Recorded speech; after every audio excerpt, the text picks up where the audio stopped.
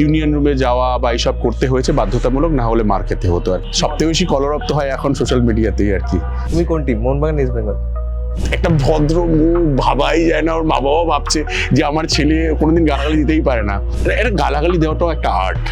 ভাই আমি ইলেকশন লড়তে গেছিলাম, বলেছিল দুটো কাজ যদি পারেন করতেন তাহলে আপনাকে ভোট দেবো। একটা হচ্ছে দাদা বৌদির বিরিয়ানির দাম কমিয়ে দেবেন, আর আমার হয়ে লড়বেই বাকি। আমি মফস্বল থেকে আসা একটা ছেলে, আমার হয়ে 5টা লোক থোড়েই না দাঁড়িয়ে বলবে যে হ্যাঁ রাজ ভালো ছবি বানিয়েছে, দেখো ওর ছবি।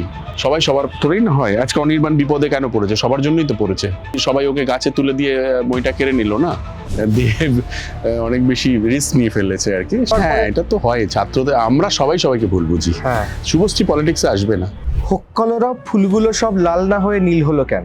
এই গানটা গাইতে ইচ্ছে করলো এই কারণে, কারণ এই গানটা ভীষণ প্রচলিত একটা গান। বিভিন্ন সময় বিভিন্ন প্রতিবাদের গান হয়ে উঠেছে এই গানটি, অর্ণবের গান। কিন্তু এই গানের সাথে রাজদার এই সিনেমার, হোক কলরব সিনেমার কোনো সম্পর্ক নেই, কিন্তু প্রতিবাদের সুর এই ছবিতেও রয়েছে। ঠিক বললাম কি রাজদা? তুমি তো বললে প্রতিবাদ যখনই হয় তখন এই গানটার লাইন উঠে আসে। ঠিক। সো অ্যান্টি র্যাগিং এর জন্য আমার মনে হলো এটাও তো একটা প্রতিবাদ এক রকমের। এবং একটা সেক্টর, যেমন একটা সেক্টর স্টুডেন্ট যারা র্যাগিং করছে, আর একটা সেক্টর স্টুডেন্ট যারা, কিছু সংখ্যক স্টুডেন্ট যারা প্রতিবাদ করছে। সো তার জন্যই এই নামটা উঠে এসেছে। আমরা কি দিনের পর দিন দাদা মনে হয় যে ছাত্রদের আমরা কি ভুল বুঝি, মানে বড় হয়ে যাওয়ার? হ্যাঁ এটা তো হয়, ছাত্রদের আমরা সবাইকে ভুল বুঝি। হ্যাঁ, অ্যাকচুয়ালি প্রত্যেকটা মানুষের নিজস্ব ন্যারেটিভ থাকে আর কি, চেষ্টা করে সেই ন্যারেটিভে সবাইকে ঢোকাতে আর কি। সো সেখানে শুধু ছাত্র না, সবাইকে ভুল বুঝি। যেমন আমি তোমায় ভুল বুঝি, তুমি আমায় ভুল বোঝো, এরকমই।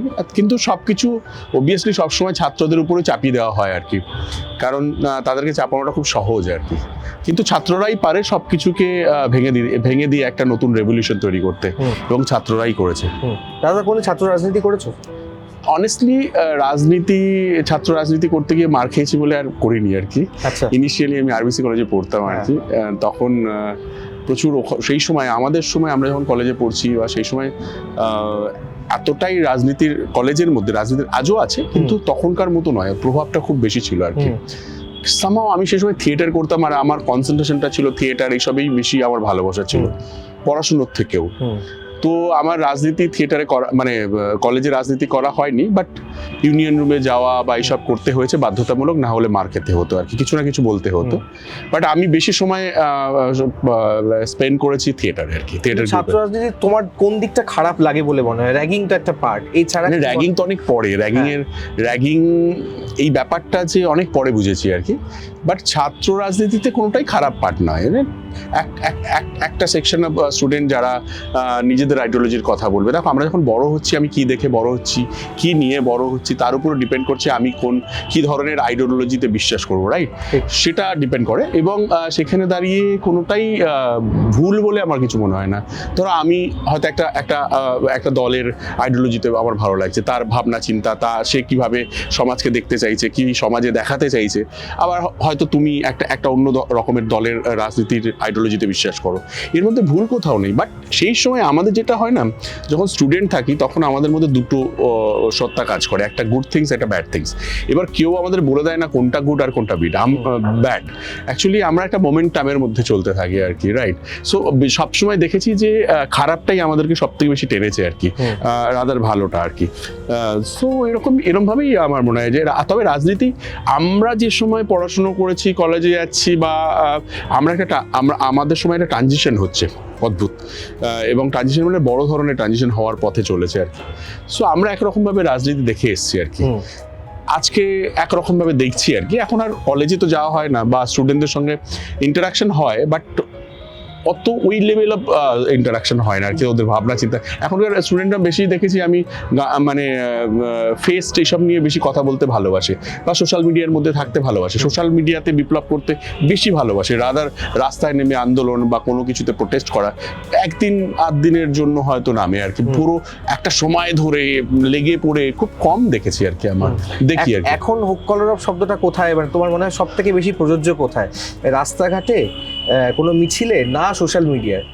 সব থেকে বেশি কলরব তো হয় এখন সোশ্যাল মিডিয়াতেই আর কি, সব থেকে বেশি কলরব হয় সোশ্যাল মিডিয়াতে। খুব ইজি আর কি, ঘরে বসে নিজের সময় মতো কলরব করে দিলে আর কি।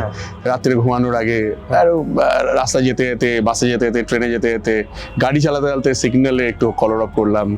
বান্ধবীর সঙ্গে বসে বসে ঝগড়া হয়েছে, ও আমার দিকে তাকাচ্ছে না, ওর সঙ্গে ঝগড়া হচ্ছে, আমি একটু কলরব করে নিই তার মাঝখানে।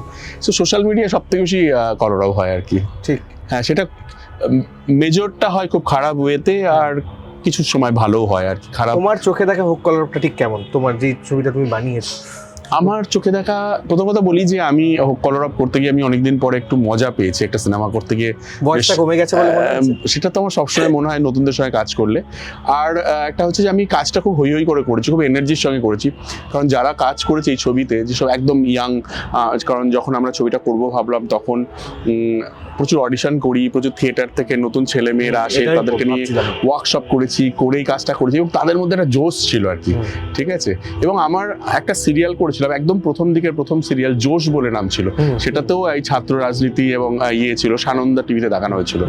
হ্যাঁ, সো ওই সময়টার কথা মনে পড়ছিল। আর আমাদের এখানে সেইভাবে কলেজ রাজনীতি বা স্টুডেন্টদেরকে নিয়ে কাজ হয় না। আমি একটা সিনেমা করেছিলাম কানামাছি বলে, সেখানে কিছুটা ছিল আর কি। তো এইটা করতে গিয়ে আমরা ওই মজাটা পেয়েছি আর কি। অ্যান্ড অন্য যে কোনো সিনেমা আমি যখন বানাই, সেই সিনেমাগুলোর ফরম্যাটগুলো প্রায় একই রকম হয়, বাট এটার ফরম্যাটটা একটু আলাদা ছিল, এবং অনেক অনেক সচেতনভাবে এই ছবিটার গল্পটাকে বলতে হয়েছে। সো আমার কাছে অবভিয়াসলি এই ছবির ভাবনা চিন্তা এবং এই ছবির মধ্যে দিয়ে আমিও নিজেও একটা কলরব করতে চেয়েছি আর কি। ঠিক, এখন না মানে যেই ভাষাটা এখনকার ছেলেপুলেরা বলে, ছাত্ররা বলে, সেই ভাষাটা অনেকটা জেনজি থেকে পেরিয়ে গিয়েছে।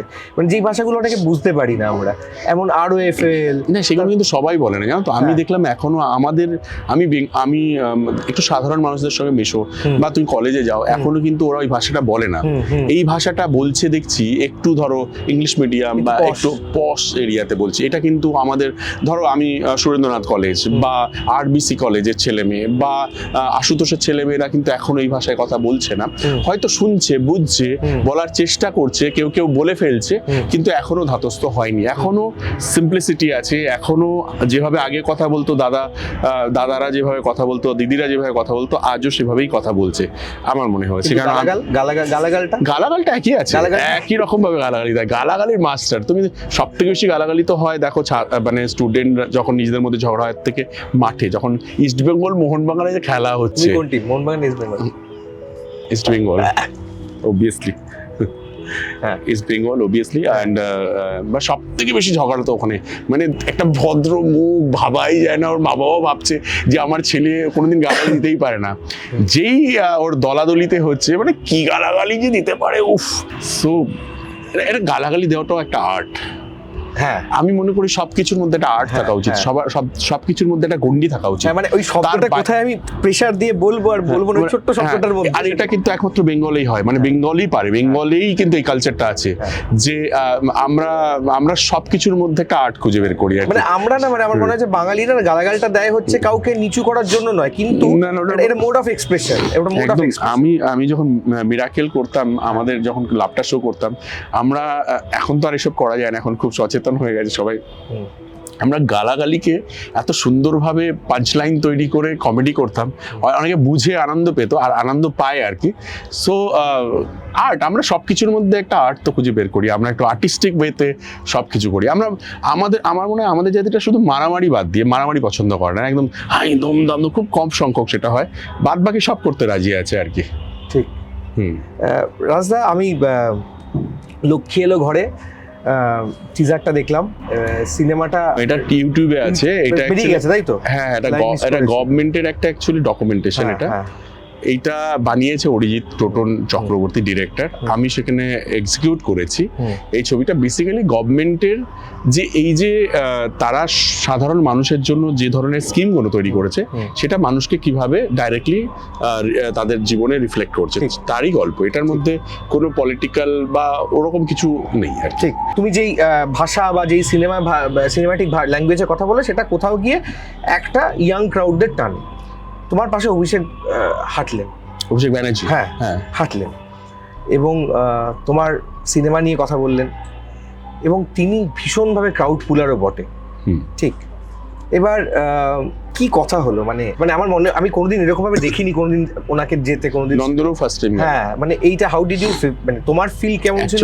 অ্যাকচুয়ালি এই প্ল্যানটা ওরই মাথা থেকে এসেছে আর কি। আচ্ছা আচ্ছা, যে ও আদ্যপান্ত পলিটিক্যাল একটি ছেলে, হ্যাঁ হ্যাঁ, এবং ও যে পলিটিক্সটা করে সেই পলিটিক্সটা না আমার মনে হয় একটু বিচক্ষণতার সঙ্গে করে, পড়াশুনো করেছে আর মাথা ঠান্ডা রেখে পলিটিক্স করে। অনেকে কি হয়, অনেকে ভালো পলিটিশিয়ান আছে, উড়ুম দারুম বলে ফেললাম সেটা নয়, রাগের মাথায় ইগোর বসে সহ্য করতে না পেরে একটা মানে ভালো কথাকেও ভুলভাবে প্রেজেন্ট করলাম। ও খুব সচেতন আমার মনে হয়, অনেক বেশি পরিণত হয়েছে 2021 সাল থেকে। আমার আরো বেশি ওকে অবজার্ভ করে দেখলাম যে 2021-এর পর থেকে ওর মধ্যে না একটা অদ্ভুত মানে ইয়ে এসছে, মানে একটা ম্যাচুরিটি এসছে আর কি পলিটিক্যালি, এবং সেটা আমার মনে হয় ইয়াংদেরকে খুব ইমপ্রেস করে। এবং ও জানে যে ও যেখান থেকে এসে, ধরো মমতা ব্যানার্জি খুব মাস পলিটিশিয়ান, মানে মাস ওকে খুব পছন্দ করে, এবং ইমোশনাল পলিটিশিয়ান। এই কিন্তু একদম ইমোশনাল পলিটিশিয়ান, ও প্র্যাকটিক্যাল পলিটিশিয়ান। মানে ও পলিটিক্সটা বোঝে যে পলিটিক্যাল পার্টিতে ওর কর্মীদেরকে ও যেভাবেই জাজ করেন যে তুমি যদি পারফর্মার হও, তুমি যদি ভালো কাজ করো, তাহলেই তুমি কেউ মানে আছো, আদারওয়াইজ তুমি আমার যত নাম গান করো, তুমি আমার যেই হয়ে যাও না কেন, ও তাকে 2 সেকেন্ডের জন্য সি থ্রু করে দেবে, মানে সি থ্রু করে দেবে। এবং এই যে আইডিয়াটা, সেটা ওরই মাথা থেকে আসে, যে এত সরকারের জন্য কাজ করে, সরকার তো ঠিক করে বলেই উঠতে পারে না, যে অনেকে জানেই না যে এই যে মানে যে প্রকল্পগুলো মানুষ পাচ্ছে সেগুলো কোথা থেকে আসছে। সো সেইটার জন্য উনি একটা ভীষণ সুন্দর আইডিয়া বের করে এই গল্পটা উনি বানান, উনি ওনার মাথা থেকে আসেন এবং আমাকে বলে যে তোমাকে এই গল্পটা করে দিতে হবে, তোমাকে এক্সিকিউট করে দিতে হবে। সো উনি নিজেই দায়িত্ব নিয়ে ওইটা বলেন যে আমি নন্দনে আসবো, এখানে সবাইকে দেখাও এবং দেখো যে তাদের কি মতামত আর কি। সো দেখে ওনার খুব ভালো লাগে, সবার সঙ্গে বারবার এটা নিয়ে বলে যে আমার খুব ভালো লেগেছে। সিনেমা দেখার সময় হয় না, কারণ আমি 10 ঘন্টা, আমার স্ক্রিন টাইম হচ্ছে 10 ঘন্টা, কিন্তু সেটা পুরোটাই ডেটার উপর থাকে। মানে আমি সিনেমাও দেখা হয় না, আমি ওয়েব সিরিজ দেখতে পারি না, আমি কোনো কিছুই দেখি না, দেখতে ইচ্ছে করে না। যদি আমি কোথাও লং ফ্লাইট নিচ্ছি আর কি, মানে অনেক সময় ঘন্টার ফ্লাইট নিচ্ছি, সেখানে হয়তো আমি কিছু দেখে নিলাম। আদারওয়াইজ আমার মোবাইলে সারাক্ষণ, আমি মোবাইলে চোখ রয়েছে, কিন্তু সেটা আমি ডেটা দেখতে থাকি, কারণ আমার টিম সারাক্ষণ একটা ডেটা কালেক্ট করে, আমি সেই ডেটাটাকে রিসার্চ করতে থাকি। সো কিন্তু আমার এই ছবিটা দেখতে এসে আমার ভালো লেগেছে, আর আমি যেটা চেয়েছিলাম সেটা হয়েছে আর কি।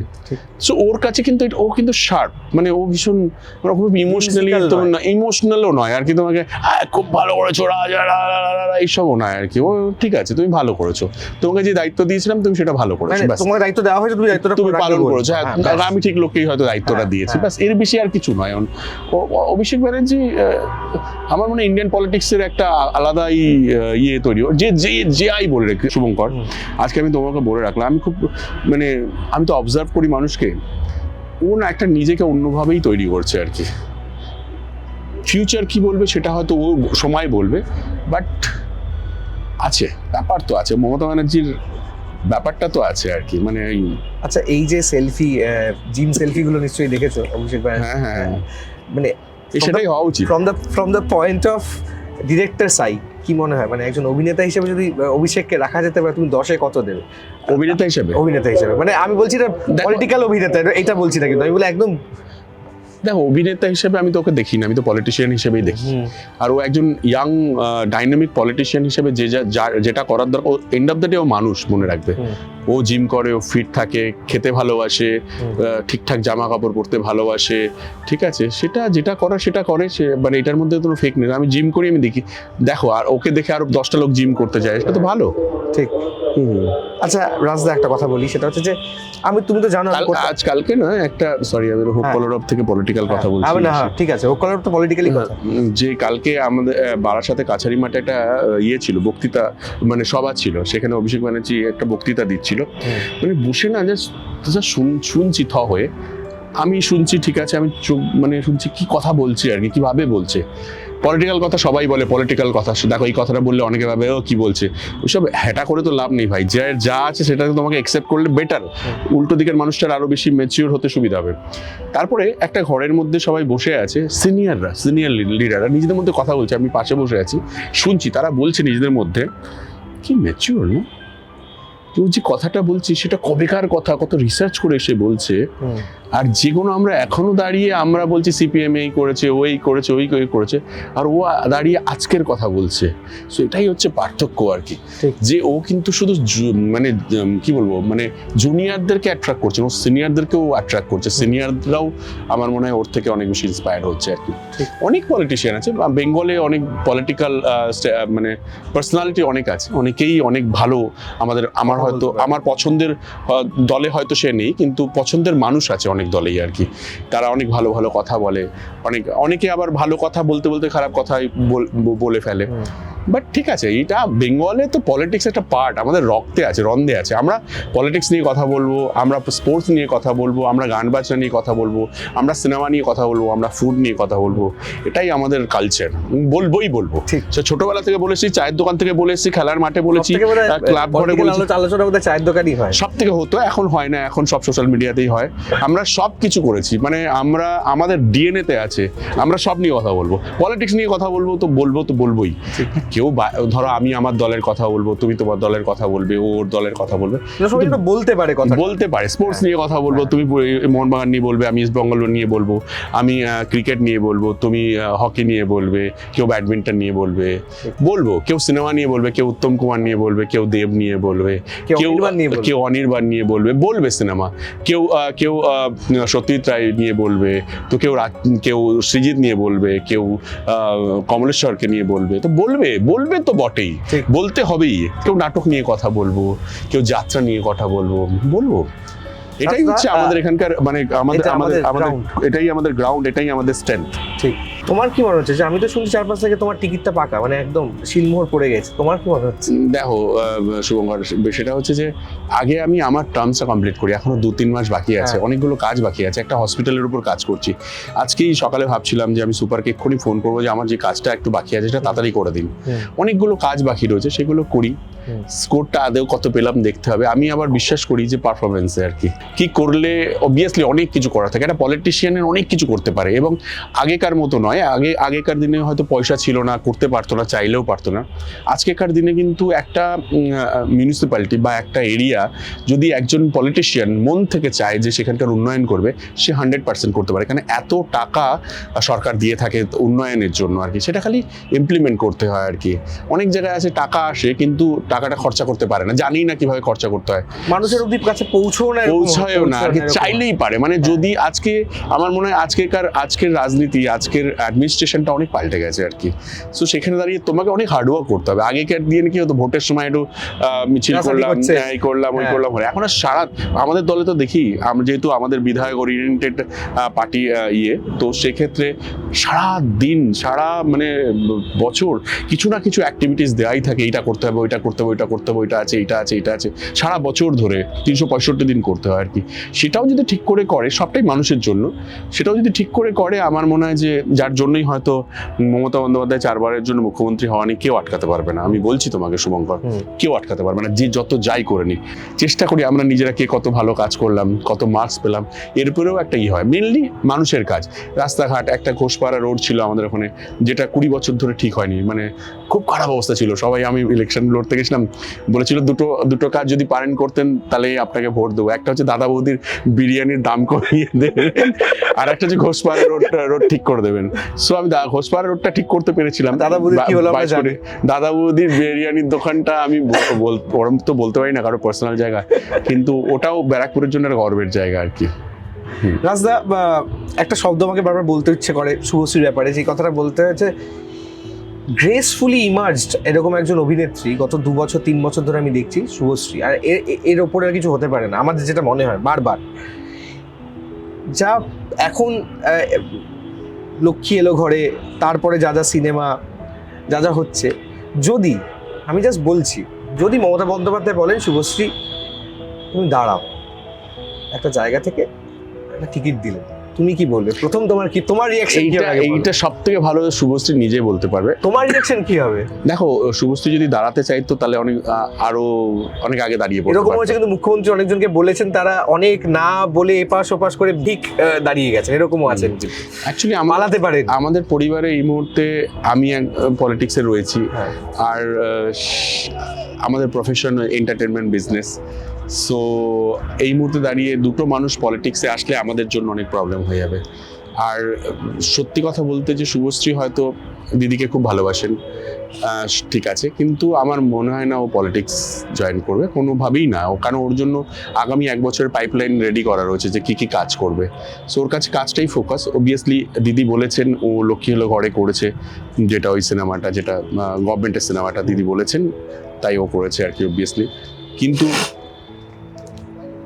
আমার মনে হয় না পলিটিক্স করবে। মানে ও যদি, আমি জিজ্ঞেস করি, যদি হয় তাহলে কে বেশি ভালো পলিটিশিয়ান হতে পারে, তুমি না? না, ও পলিটিক্সের কোনো চান্সই নেই, নো ওয়ে, কোনো চান্সই নেই, নো ওয়ে। ঠিক, কোনো পলিটিক্সের কোনো চান্সই নেই। শুভশ্রী পলিটিক্সে আসবে না, না। আমাদের বাড়িতে দুটো বাচ্চা আছে, পলিটিক্স থেকে এখন অনেক রিস্ক আছে। পলিটিক্স কি হয় না, লাইফটাকে ঘেটে দেয় অনেক বেশি। এখনকার পলিটিক্স আর আগেকার পলিটিক্সের মধ্যে অনেক পার্থক্য আছে। তুমি তো বেশ সর্টেড হলেও খুব সাবধানে সর্টেড থাকতে হয় গো, অনেক বেশি, অনেক অনেক অনেক বিপদ সবসময় তারা করে, নক করে আর কি পলিটিক্সে। So out and out politician তো এখন হতে পারেনি। যেদিনকে সব ছেড়ে পলিটিক্স করবো সেদিনকে আরো বেশি পলিটিক্স নিয়ে কথা বললে সুবিধা হয়। তোমার ছেলেমেয়েরা বড় হয়ে তোমার কি হিসেবে দেখতে চায় তুমি বলো তো? একজন ফিল্ম মেকার হিসেবে বাবাকে কিভাবে পরিচয় দিতে চায়? আমার বাবা ফিল্ম মেকার না বাবা নেতা? বাবা হিসেবে পরিচয় দেবে, বাবা। এটা আমার বাবা। হ্যাঁ, আমার বাবার প্রফেশন কি ছিল সেটা ইম্পর্টেন্ট না। জিজ্ঞেস করে যে তার বন্ধুরা জিজ্ঞেস করে, বন্ধু মা বাবা জিজ্ঞেস করে বাবা কি করেন, তখন কি সিনেমা বানাতো, পলিটিশিয়ানও একাধারে বিধায়ক ছিল। যখন ওরা বড় হবে তখন দেখা যাক, অনেক টাইম আছে, অত সহজ নয় সবকিছু সারাক্ষণ পরীক্ষা দিয়েই পাস করতে হয়। তুমি 5 বছরে কি করলে তার পরের 5 বছরটা তার উপর ডিপেন্ড করে থাকবে আর কি। আর যেখানে নিজের পারফর্ম করার জায়গা থাকবে না, যেখানে নিজেকে বড় করার জায়গা থাকবে না, আমি সেই জায়গায় থাকবো না। ঠিক। আমি আবার হোক কলরে ফেরত আসছি। প্রলয় 2, হ্যাঁ, একটু শুটিং শেষ হলো আর কি। প্রলয় 2 এবং হোক কলরব। আমি বলছি যে এই যে তিনটে, তুমি যখনই এই প্রতিবাদের ছবি করো তখন তুমি শাশ্বতকে ছাড়তে পারো না, কেন এটা কেন হয়? অপুদার সঙ্গে কাজ করার একটা মজা আছে না, মুখটা দেখলি প্রতিবাদ মনে হয় না। বলি, এটা অপুদাকে নিয়ে কাজ করার মজাটা হচ্ছে অপুদা না সব রকম ক্যারেক্টারে ফিট হয়ে যায় আর কি। আর অপুদাকে দিয়ে যে কোনো ডায়লগ বলালে বিশ্বাস করে আর কি। আর প্রতিবাদী ক্যারেক্টার একটু মানে পাওয়ারফুল ডায়লগ বলবে আর কি, ঠিক আছে? তো সেইটা অনেক বেশি বিলিভেবল করতে পারে অপুদা আর কি। অপুদা অ্যাকশন করতে পারে, ফাইট করতে পারে, সব করতে পারে। আর আমি যা বলি তাই করে। সো যা পরাই জামা কাপড় তাই পরে নেয়। সো অপুদার সঙ্গে কাজ করার মজা আছে, সবার সঙ্গে মজা আছে, সবার সঙ্গে কাজ করি। বাট এই ক্ষেত্রে যেহেতু অনিমেষ দত্ত প্রলয়ের ওইটা হিট, এবং সবাই বলেছে যে অনিমেষ দত্ত ওকে নিয়ে একটা করো আর কি, একটা ছবি কেন হচ্ছে না। সো আমার অ্যাজ এ ডিরেক্টর মনে হয় যে অপুদাকে নিয়ে একটা ছবি করি যেটা এই ধরনেরই হোক। তো করেছি। এখানে কিন্তু অপুদার ক্যারেক্টারটা খুব ইন্টারেস্টিং, দেখে মনে হচ্ছে ওরকম ডাইনামিক, একটা ফাদার ফিগারের মতো আর কি। এখানে কিন্তু অপুদা আসবে একজন, কি বলবো, একজন গার্জেন হিসেবে। এখানে একটা অদ্ভুত মার্জ আছে গল্পের মধ্যে, স্টুডেন্ট ভার্সেস পুলিশের আর কি, যেটা হওয়া উচিত। ঠিক, মানে যেটা হলে ভালো হয় আর কি, ভালো হয়, মানে যেই পৃথিবীতে আমরা দেখতে চাই, যেই পৃথিবীটা আমরা দেখতে চাই। ওই যে বরুণ বিশ্বাসের মতো, আমি বরুণ বিশ্বাস হতে চাই আর কি, ওরকমই একটা গল্প আর কি। যে এখানে অপুদা মতো যদি সবাই হয়, বা অপুদার মতো যে ক্যারেক্টারটা ক্ষুদিরাম চাকি, ওর জন্য এই নামটা দেওয়া ছিল, যে সবাই এরকমই একজন হলে ভালো হয়। বাবলি ছবিটা তুমি বলেছিলে যে বাবলি ছবিটা যেই টাকাটা তুমি ঢেলেছিলে সেই টাকাটা থেকে তুমি রিকভার করতে পারোনি। হোক কলরব রয়েছে, হোক কলরবের একটা কাজ করছে ভেতর ভয় করছে, একটু টেনশন। সরস্বতী পুজো, হ্যাঁ না একটু ভয় করছে, মানে অনেকটা ভয় করছে, কারণ ছবিটা হয়তো ভালো হবে, দেখবেও ছবিটা, কিন্তু একটা সেকশন না লোকজন আছে যারা না ছবিটাকে নিয়ে ব্যাকবাইটিং করা শুরু করে দিয়েছে। হ্যাশট্যাগ হোক কলরব বয়, এগুলো অনেক আছে। মানে দেখো, আমাকে পছন্দ করেন না এরকম মানুষের সংখ্যাও আছে, এবং তারা চেষ্টা করছে এখন থেকেই যে যাতে ছবিটা কোনো রকম ভাবে একটা নেগেটিভ পাবলিসিটি করিয়ে করে। আমি বলি যে ছবিটা দেখে মানুষ ভালো বলুক খারাপ বলুক যা বলুক, কিন্তু ওই একটা তো কাজ করে আর কি। যেহেতু টাকা আগে বাবলির ক্ষেত্রে এটা হয়েছে, সেই ক্ষেত্রেও একটা বড় টাকা ঢোকানো আছে। সো একটা টেনশন তো আছে। ছবি নিয়ে আমার চিন্তা নেই, ছবি যারা দেখবে তারা ভালো বলবে। ছবি দেখে লোককে বলবেও দেখার জন্য। কিন্তু এখন কি সোশ্যাল মিডিয়ার যুগ, তো চারটে বাজে জিনিস ফ্লোট করে দিলেই ব্যাস সেই জিনিসটাই সব থেকে বেশি পরিমাণে। আর আমার হয়ে লড়বেই বাকি, আমি মফস্বল থেকে আসাটা ছেলে, আমার হয়ে 5 লোক তোরেই না দাঁড়িয়ে বলবে যে হ্যাঁ রাজ ভালো ছবি বানিয়েছে, দেখো ওর ছবি। তুমি আগের বারটা বলেছিলে সন্তানের সময় যে ইন্ডাস্ট্রিতে বন্ধু হয় না, এখনো তোমার বন্ধু নেই? পার্মানেন্ট কিছু হয় না এখানে, মানে পলিটিক্স এবং অনির্বাণের পাশে দাঁড়াচ্ছ, বলছো পা ধরে ক্ষমা চাইবে। অনির্বাণ আমার বন্ধু নয়, অনির্বাণ একজন ভালো অভিনেতা। হ্যাঁ মানে তারা তো তোমার সহকর্মী। আমরা সহকর্মী। তোমার ব্যাপার দেব এবং শুভশ্রী দুজনে পাশাপাশি দাঁড়িয়ে বললেন যে আমাদের ফ্যামিলির কাউকে অপমান করো না। তারা সেটাই বলা উচিত, সেটাই হওয়া উচিত, বাট হওয়া উচিত। কিন্তু সবাই তো একরকম হয় না, সবাই সবার তোরেই না হয়। আজকে অনির্বাণ বিপদে কেন পড়েছে? সবার জন্যই তো পড়েছে। অনির্বাণের কি দায় ছিল? অনির্বাণের তো এত দায় ছিল না। অনির্বাণ তো একজন অ্যাক্টর। এইটা সবাই ওকে গাছে তুলে দিয়ে বইটা কেড়ে নিল না। এটা অনির্বাণ মানে কি বলবো, অনির্বাণ সত্যি ওকে বলিকা বাঁকড়া একদম করা হয়েছে, ওকে একদম করা হচ্ছে। আর ও হয়ে গেছে, এখন কি করা যাবে? এখন করা তো কিছু নেই, কয়েকজন হয়ে গেছে, এর মধ্যে বলিকা বাঁকড়া করা হয়েছে। এটা সবাই মিলে পারে ঠিক করে দিতে, সবাই মিলে ইনিশিয়েটিভ নিলেই ঠিক হয়ে যায়। সবাই মিলে একসঙ্গে মিটিং করছে, গল্প করছে, বলছে, হতে পারে না? হতে পারে। দেখো কেউই চাইবো না যে আমার পরম শত্রু হলেও আমি চাইবো না যে তার ক্ষতি হোক আর কি। সো দেখো, আমি একটা জিনিস মনে করি শুভঙ্কর, যে আমি তোমার ভালো না করতে পারলে তোমার ক্ষতি করবো না। আমার দ্বারা যদি একটা মানুষেরও ভালো হয় আমি তাতেই বিশ্বাস করি, কিন্তু আমি কারো ক্ষতি করবো না। যদি আমার একটা বলাতে, আমার একটা অ্যাপিলে যদি জিনিসের সমস্যার সমাধানের দিকে এগোয়, সো আমি সবথেকে বেশি খুশি হবো আর কি। তুমি চাইবে যে কোনো মানুষের কাজ চলে যাক? আচ্ছা রাজদা, একটা কথা তুমি চাইবে? হ্যাঁ না একদমই চাইবো না, কিন্তু একটা কথা বলো যে তোমরা এতবার ভাবছো একটা মানুষের জন্য যে সেই জন্য কাজে, এবং আমরা সবাই জানি সে অসাধারণ অভিনেতা, বারবার সেটা আমরা বারবার কথাতে বলছি, তুমি বলছো, দেব বলছে, শুভশ্রীও কালকে বললেন যে ও আমাদের গর্ব। তারও যদি কাজ করার ইচ্ছে থাকে সে তো একটা চেষ্টা করবে, সে একবার একটা ইনিশিয়েটিভ নিচ্ছে। সেটা কেন ইনিশিয়েটিভ নিচ্ছে না? ইনিশিয়েটিভ নিচ্ছে, হয়তো আসলে ঠিক চেনটা পাচ্ছে না, বুঝতে পারছে না কোথায় গেলে ঠিক হবে। আসলে এখানে অনেকগুলো ইকুয়েশন কাজ করে গেছে আর কি। যারা ভেবেছিল যারা ঠিক করে দেবে, যাদের মধ্যে দিয়ে ঠিক হয়ে যাবে, তারা নিজেদের মতো করে সব সেট হয়ে গেছে। আমি আখের গুছিয়ে বলবো না, সেট হয়ে গেছে। ও দেখো, সবাই তো একরকম হয় না।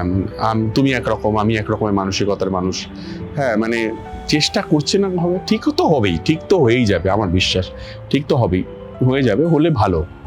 আমাদের একটা ছোট্ট ইন্ডাস্ট্রি, আমরা সবাই এখানে একসঙ্গে কাজ করি, টেকনিশিয়ান থেকে আরম্ভ করে, আর্টিস্ট থেকে আরম্ভ করে, কেউ কাউকে ছাড়া থাকতে পারবো না। ঝগড়া অশান্তি সব জায়গায় আছে, কিন্তু ঠিক হয়ে গেলে ভালো হয়। মানে আমার মনে হয় না এই ধরনের মুভমেন্ট আর কখনোই হবে, কারণ হচ্ছে যে বুঝে গেছি বাঙালি যে গাছে তুলে মই কেড়ে দেওয়ার ইয়েটা আরো বেশি করে প্র্যাকটিক্যালি বুঝেছি, আমি তো বুঝেছি। সো এটা হবে না, ঠিক আছে, যা হচ্ছে হবে। কিন্তু অনির্বাণ বা কবিতা, এরা সবাই যেদিনকে এই সমস্যা, এই ব্যাপারটা থেকে সলভ হয়ে যাবে, সব থেকে বেশি যদি কেউ খুশি হয় আমি খুশি হব, কারণ আমি এই পুরো বিষয়টার মধ্যে ছিলাম একটা সময়। সব থেকে বেশি খুশি হব আমি। তুমি বেশি ভোকাল হচ্ছ, মানে যারা ভোকাল হচ্ছে, আরো যাদের কথা বলছো যারা সেট হয়ে গেছে, তারা তো অনেকেই ভোকাল হচ্ছে না, হয়তো তাদের অসুবিধা বা সুবিধাটাও, তারা ভোকাল হচ্ছে না, তারা ভয় পাচ্ছে যে আমি ভোকাল হলে আমাকে বিপদের মধ্যে পড়তে হবে কিনা। আমার মনে হয় না বিপদে পড়তে হবে। আমার মনে হয় যে যদি ভোকাল হওয়ার দরকার নেই, ডিসকাস করলেই হবে, ভোকাল হতে হবে না। ঠিক, এটা ভোকালের ব্যাপার নয়, কাউকে ছোট করছি না যে অনির্বাণের কাজে ফিরে আসলে ভালো হয়, এটার মধ্যে ভোকাল নেই। এটা আমার ইচ্ছে আর কি। ও আসলে কাজটার মধ্যে ফিরে গেলে, হয়তো আমি আর অনির্বাণ কখনোই কাজ করেনি, হয়তো কোনোদিন করবোও নাও হতে পারে আর কি। কিন্তু একজন অভিনেতা কাজ আমি বুঝি তো, আর ও না অনেক নতুন ছেলে মেয়েদের নিয়ে কাজ করেছে আর কি, প্রচুর। তো ওর একটা আলাদা ব্যাপার আছে, একটা লিডারশিপ আছে আর কি। সো ছেলে মেদিনীপুর থেকে উঠে এসছে, থিয়েটারের ছেলে, ভালো ছেলে, ইন্ডাস্ট্রির জন্য প্লাস করবে, মাইনাস তো করবে না। তো তার জন্যই বলা, আর কিছুই না। আমি একটা স্ট্রেট প্রশ্ন করবো রাজদা, তোমার যদি মনে হয় তুমি উত্তর দেবে, না হলে উত্তর দিও না। যদি নতুন পরিচালক কেউ আসে ইন্ডাস্ট্রিতে, যদি তোমার কাছে আসে, তুমি কি ফেডারেশন এই শব্দটার সঙ্গে তাকে পরিচয় করাবে, নাকি পরামর্শ দেবে, নাকি সাবধান করবে? না, ফেডারেশন দরকার আছে, ফেডারেশনে অনেক ভালো দিক আছে, কিন্তু ফেডারেশন একটা ইউনিয়ন থাকা উচিত। আমি এক্ষুনি একটা মিটিং করছিলাম, তুমি দেখলে, আমি কিন্তু ওখানে একটা কথাই বললাম যে দেখুন, আমাদের ফেডারেশনের একটা নিয়ম আছে, নিয়মটা মেনে আপনাকে কিন্তু কাজটা করতে হবে। ওর নিয়মের বাইরে যাবেন না, তাতে হয়তো আপনার মনে হবে যে নিয়মের বাইরে গেলে 10,000 টাকা বাঁচাতে পারবেন, কিন্তু আপনি জেনে রাখবেন এই 10,000 টাকা যদি এক্সট্রা দিয়ে আপনি নিয়মটা মেনে চলেন, তাহলে আপনার কাজের কোয়ালিটিটা বাড়বে। আমি কখনোই সেটা বলবো না, ফেডারেশন খুব দরকার আছে। দেখো, ফেডারেশনে আমি স্বরূপের কথা যদি বলি যে স্বরূপ কিন্তু ফেডারেশনের ইউনিয়নের জন্য অনেক ভালো কাজ করেছে।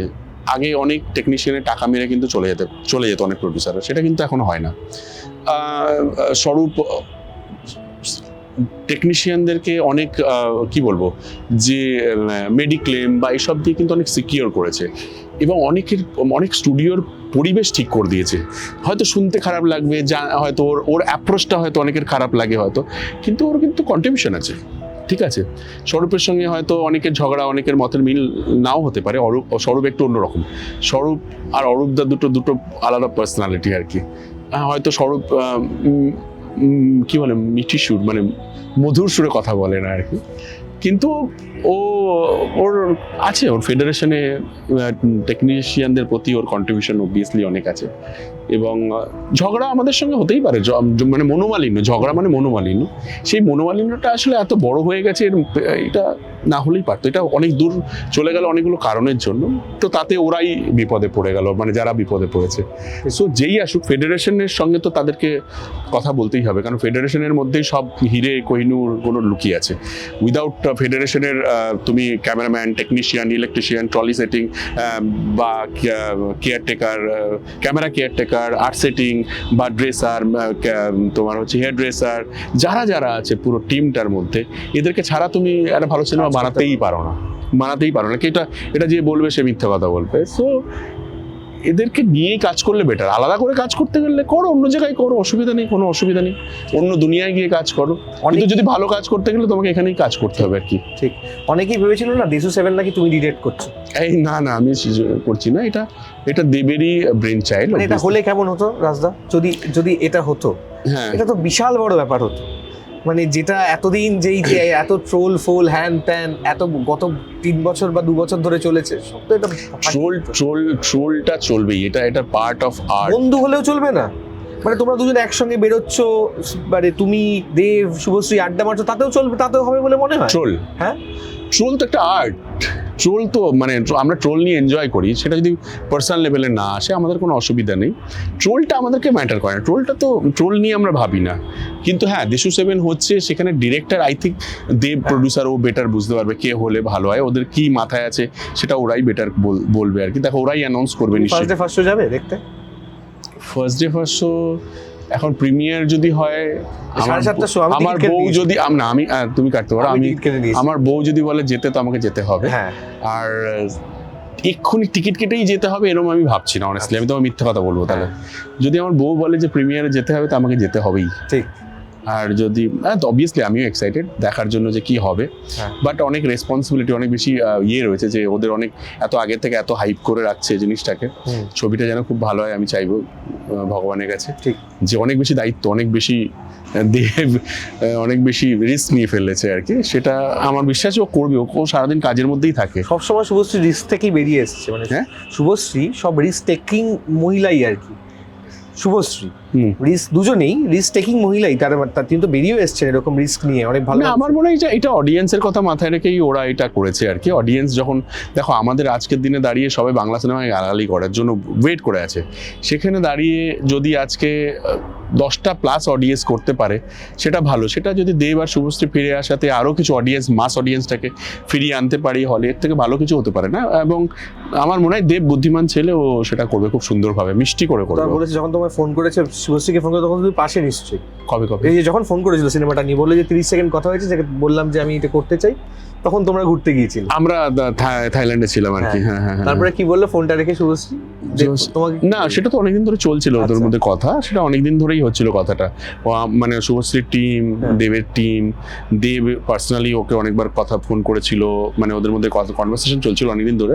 মানে কি হবে, কেন ছবিটা করবে, সেটা রিজনটা কি, সেটা ক্লিয়ারিটিটা হচ্ছিল ওদের মধ্যে কথাবার্তা। সেটা দেখো, আমি তো পার্সোনাল ব্যাপারের মধ্যে ঢুকতে চাই না, মানে এটা প্রফেশনাল স্পেস। সো কিন্তু শুভশ্রী যাই কথা বলে আমার সঙ্গে, মানে একবার কথা বলার চেষ্টা করে না। সো আমি ওকে বারবারই বলেছি যে যেটা তোমার মনে হবে, তুমি যেটা করতে ভালো মনে করো সেটা করবে, আর দেখে নেবে যে তুমি কি করছো সেটা তোমার কাছে ক্লিয়ার কিনা আর কি। মানে you have to believe in yourself. Yes. তো তারপরে আমরা যখন ওখান থেকে আসছি, আমরা সেদিনকে একটু মানে ঝামেলার মধ্যেই ছিলাম। তো সেদিনকেই নাকি অ্যানাউন্সমেন্ট ছিল আর কি। প্রথমে অ্যানাউন্সমেন্ট আগে বলেছিল করবে, তারপরে স্টপ করে দিয়েছিল। তারপরে ও অ্যানাউন্সমেন্টটা ওই দিনকে করলো, তো বললো যে এখনই অ্যানাউন্সমেন্ট করবে বলছে। তাই না, ঠিক আছে, আমরা যখন ফ্লাইটে তখন অ্যানাউন্সমেন্ট হচ্ছে, ভালো। ও 31 কবে, জানুয়ারি মাসে, সেকেন্ড জানুয়ারি, 2nd জানুয়ারিতে না, হ্যাঁ, সো করলো আর কি। ভালো, ঠিক আছে। ঠিক। আমাদের কাছে এটা একটা প্রফেশনাল কাজ ছাড়া আর কিছুই মনে হয় না। আমাদের এগোনো কিছুই, মানে এগোনো না, বাইরের লোকের হয়তো মনে হবে এটা কি হচ্ছে, দর্শকদের হ্যাঁ, এটা হয়। আমাদের তো খালি এটা প্রফেশনাল ইয়েই মনে হয় আর কি, মানে একটা প্রফেশনাল স্পেসই মনে হয়। আমাদের মাথার মধ্যে কোনো চলেই না, মানে কিছুই আসে না আর কি। হোক কলার বলে কি চলছে মাথায় বলো? আজকে এই আমি জায়গাটায় বসে আছে, আমি দর্শকদের বলবো যে এই জায়গাটা যেখানে বসে আমি ইন্টারভিউটা হচ্ছে, সেখানে প্রতি বছর রাজদা এখানে সরস্বতী পুজো করে। হ্যাঁ, এবং কানেকশনটা এখানেই ইন্টারভিউটা হচ্ছে, এবং সরস্বতী পুজোর দিনই হোক কলার রিলিজ করছে। তারই প্যান্ডেল চলছে। তো তোমার এটা বলো যে তোমার কি আমার চলছে? অবভিয়াসলি চলছে যে আমি হোক কলার দেখুক, হ্যাঁ, এটাতে যদি একটা র্যাগিংও আমি স্টপ করতে পারি, বা কোথাও একটা স্টুডেন্টের মধ্যেও যদি একটা চেতনা তৈরি হয় আর কি, সো আমি খুব খুশি হব। সিনেমার মধ্যে দিয়ে এখন যাই সিনেমা বানাই শুভঙ্কর, আমি চাই যে মেসেজ থাকুক, সিনেমাটা থেকে যাক আর কি, যেমন প্রলয় থেকে যাবে, ঠিক, ধর্মযুদ্ধ থেকে যাবে আর কি, মানে এমন চিরদিনই তুমি যে আমারও থেকে গেছে। হ্যাঁ, থেকে গেছে, মানে ধরো ওইগুলো তো অন্যরকম সিনেমা, ঠিক। মানে আজকের দিনে দাঁড়িয়ে আমার কাছে প্রচুর সিনেমা আসে, আমি চাইলেই একটা সিনেমা শেষ করে আরেকটা সিনেমায় পরের দিন থেকে কাজ করতে পারি। সো আমি এমন সিনেমাই করতে চাই যে সিনেমাটা থেকে যাবে, যে সিনেমাটা নিয়ে আমি ইভানের সঙ্গে বড় হয়ে কথা বলতে পারবো যে এই সিনেমাটা আমি কেন বানিয়েছিলাম, এই সিনেমাটা বানানোর পেছনে আমার কারণটা কি ছিল, সেটা হয়তো সবাইকে বলতে পারবো না, আমি ইভানকে বলবো, ইয়ালিনীকে বলবো আর কি, শুভশ্রীর সঙ্গে কথা বলি এইসব নিয়ে, যে কেন আমি খুব হ্যাপি এই যে মুখগুলো দেখে এত ভালো লাগে আমার, মানে আমার এত ভালো লাগে। দেখো, আমি জানি না আমার পয়সাটা উঠবে কি উঠবে না, কিন্তু আমি খুব খুশি এদেরকে দিয়ে, এরা যেন থেকে যাবে আমার কাছে, এটা একটা গর্বের ব্যাপার। আমি ওদের এই সিনেমা নিয়ে কথা বলতে গেলে ভালো লাগছে আর আমি খুব সুন্দর বুঝে শুনে বানিয়েছি সিনেমাটা, সময় নিয়ে বুঝে সময় নিয়ে করে, খুব ভালো সিনেমা, মেসেজ আছে, খুব ভালো এন্টারটেনমেন্ট আছে, সব কিছু আছে, কাউকে ছোট করা নেই, কাউকে বড় করা নেই আলাদা করে, কিচ্ছু নেই, সিনেমা আছে, একটা সিনেমা এন্টারটেনিং, একটা ভালো স্টুডেন্টদের সিনেমা আর কি, ঠিক তোমার আমার সন্তানের মতো আর কি। এখানে সেন্সারে হয়তো অনেক কিছু আমাকে ছোট ছোট করতে হয়েছে, বাট আমি এখানে সেন্সার বোর্ডকেও খুব কৃতজ্ঞতা জানাবো যে ওরা আমাকে, যখন মিটিং হচ্ছিল, প্রায় এরকম হয় না জীবনে এতক্ষণ রিলিজ করেছি, প্রিভিউয়ের পরে প্রায় 2 ঘন্টা বসে আমরা ডিসকাস করেছি, আমরা নিজেদের মধ্যে আর কি, অনেকগুলো মতবিরোধ নিয়ে, বাট ওরা আমাকে যে সাজেস্ট করেছে সেগুলো আমি মনে হলো যে পরে ভালোই হয়েছে সেটা আমার জন্য আর কি। আমি সেন্সার বোর্ডের কাছে কৃতজ্ঞ, আমার ছবিটা ওরা যে জিনিসগুলো কাটতে বলেছে, যেখানে সেটা আমাকে খুব সুন্দরভাবে কনভিন্স করেছে আর কি, যে কেন আমরা বলছি তুমি বোঝার চেষ্টা করো, আর আমি এক জায়গা থেকে বলছি, কিন্তু ওরা আমাকে এত সুন্দর বুঝিয়েছে, ওটা আমার মনে থেকে যাবে সারা জীবন আর কি। বিশেষ করে আরও যে ছিল যে সেন্সার বোর্ডের, সে আগে মানে ও কি পড়াশোনা জানা একটা ছেলে আর কি, খুব ইন্টারেস্টিং কথা বলেছিল, ঠিক, মানে আমার মধ্যে যেগুলো প্লে করছিল সেগুলো খুব সুন্দরভাবে ও ভেঙে দিয়েছিল আর কি। মানে তুমি এমন কিছু বলতে চেয়েছিলে, সেইগুলো ও অন্যভাবে বলেছিল, খুব সুন্দর কথা বলেছে, আমি এক্ষুনি বলবো না, যদি সিনেমাটা রিলিজ হয়ে যাওয়ার পরে আমি কখনো ডিসকাস হলে আমি অবশ্যই এই কথাটা বলতে চাই। ও আমাকে একটা খুব সুন্দর সাজেশন দিয়েছিল, সেটা আমি এক্ষুনি বলবো না, তাহলে সিনেমার একটা পার্ট ধরে ফেলে। অবশ্যই ব্রিলিয়ান্ট 2-3টে জিনিস বলেছিল, সেটা কোনোটাই সিনেমাটাকে ক্ষতি করার জন্য বলেনি। আমার মনে হয়েছিল যে না, আমি এটা বানিয়েছি কেন, আমি এরকমভাবে করবো, কিন্তু পরে আমি বুঝতে পেরেছিলাম যে ওরা আমাকে কেন বলেছে, আমি ওদের কাছে কৃতজ্ঞতাও জানিয়েছিলাম। ঠিক, থ্যাংক ইউ রাজদা আমাদের সাথে কথা বলার জন্য, অনেকক্ষণ সময় দিলে তুমি। এরকমই ছবি হোক কলরব, এই পেছনে এত বড় পোস্টার, বারবার বলছে এই বুকগুলো দেখলে রাজদার নিজেরই ভালো লাগছে। হ্যাঁ, খুব ভালো। হ্যাঁ, এরকম ছবি দেখার জন্য আপনাকে দেখতে হবে সিনেমা হলে সরস্বতী পুজোর দিন 23শে জানুয়ারি। আর এরকম অনেক সাক্ষাৎকার, আড্ডা, আলোচনা দেখার জন্য ওয়াল সাবস্ক্রাইব করুন। আমার সঙ্গে ক্যামেরা রণদীপ, আর আমি শুভঙ্কর তওয়াল।